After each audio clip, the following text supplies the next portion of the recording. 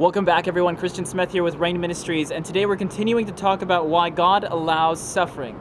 But today it gets personal, because we're talking about how the war in heaven has come down to earth and affected all of humanity. Let's get started.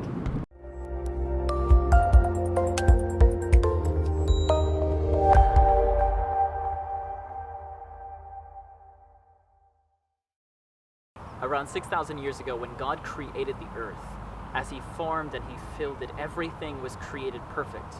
Everything was at peace. There was no pain, there was no suffering, there was no death. And as the top of his creation, when he created humanity, he created Adam and Eve to commune with him, to have relationship with him, and to dwell in the earth that he created perfect. There was nothing to fear. There is nothing to worry about.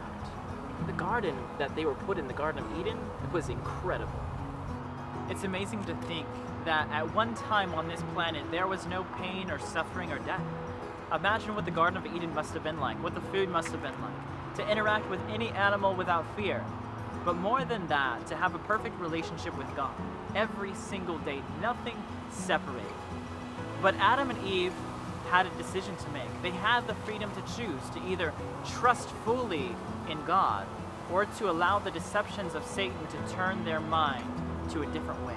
The tree next to me is called the Survivor Tree, as it survived the Great Blast in Oklahoma City in 1995. In the Garden of Eden, there were also two specific trees, the tree of life and the tree of knowledge of good and evil.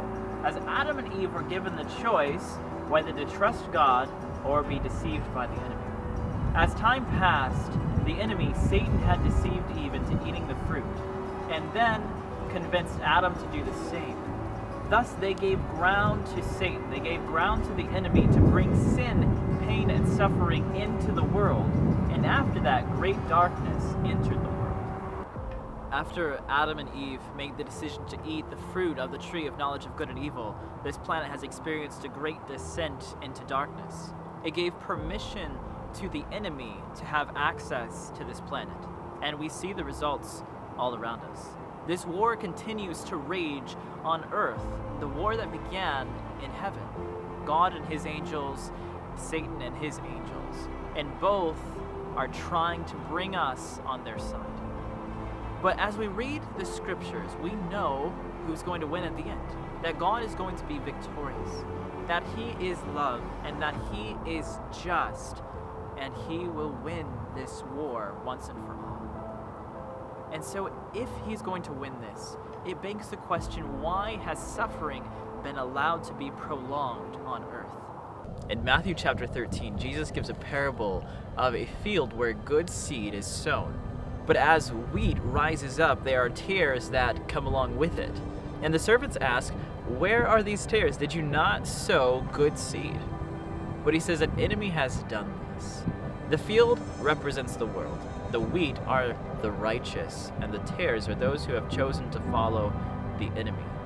But we know wheat. What we don't often know about tares is it looks almost identical to wheat until it matures. After it matures, it begins to get berries that are very poisonous and deadly.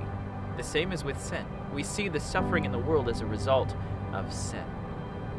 Suffering is allowed to be prolonged because Jesus is waiting for everyone to make their decision, to make their choice. He's going to restore this world, but he wants to bring as many to be saved as possible. The decision remains with you and I, of whom will we choose to go forward in this world as we see the suffering. Will we choose the one who is love and just, or will we choose the enemy who has caused so much pain to happen on this earth? Hope you guys enjoyed that video. Hit that like button, subscribe if you're not already, and we will see you in